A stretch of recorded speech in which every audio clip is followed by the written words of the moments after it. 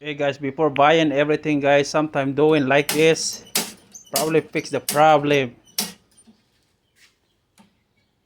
I mean, see, you need that gap guys.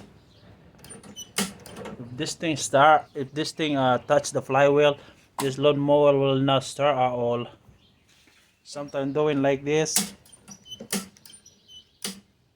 or making adjustment here, it will probably fix the problem.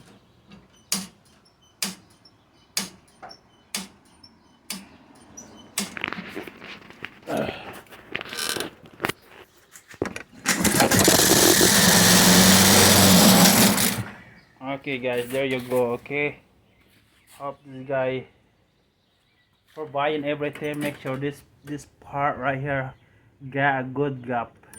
Ignition coil is new, didn't start. Spark plug new, didn't start. But I figured out this was the problem, the gap. So I think the cable need adjustment. See, I made adjustment here. Now it start at all. Okay.